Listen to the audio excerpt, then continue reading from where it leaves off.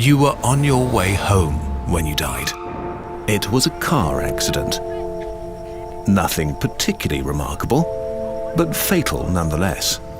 It was a painless death. The medics tried their best to save you, but to no avail. Your body was so utterly shattered, you were better off, trust me. And that's when you met me. What happened? Where am I? You died, I said, matter-of-factly. No point in mincing words. There was a truck, and it was skidding. Yes. I died. Yes. But don't feel bad about it. Everyone dies. You looked around. There was nothingness. Just you and me. What is this place? Is this the afterlife? More or less. Are you God? Yes, I'm God. My kids? My wife? What about them? Will they be all right? That's what I like to see, I said. You just died and your main concern is for your family. That's good stuff right there. You looked at me with fascination. To you, I didn't look like God. I just looked like some man or possibly a woman. Some vague authority figure, maybe. Don't worry, I said. They'll be fine. Your kids will remember you as perfect in every way. They didn't have time to grow contemptuous of you. Your wife will cry on the outside, but will be secretly relieved. To be fair, your marriage was falling apart. If it's any consolation, she'll feel very guilty for feeling relieved. Oh, so what happens now? Do I go to heaven or hell or something? Neither. You'll be reincarnated. Ah. So the Hindus were right. All religions are right in their own way. Walk with me. You followed along as we strode through the void. Where are we going? Nowhere in particular. It's just nice to walk while we talk. So, what's the point then? When I get reborn, I'll just be a blank slate, right? A baby. So, all my experiences and everything I did in this life won't matter. Not so. You have within you all the knowledge and experiences of all your past lives. You just don't remember them right now. I stopped walking and took you by the shoulders.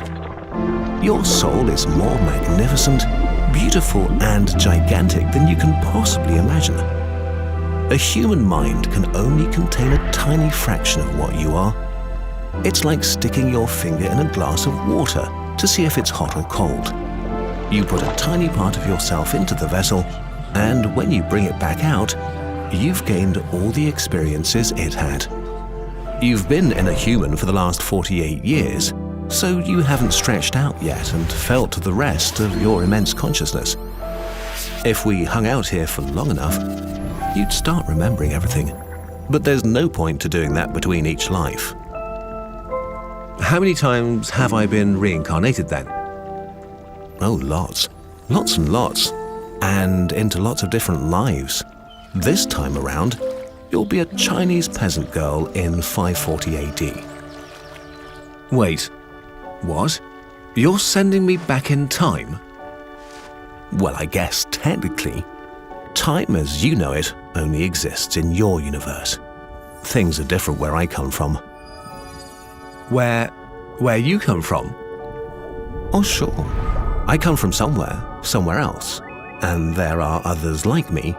I know you'll want to know what it's like there, but honestly, you wouldn't understand. Oh, you said, a little let down.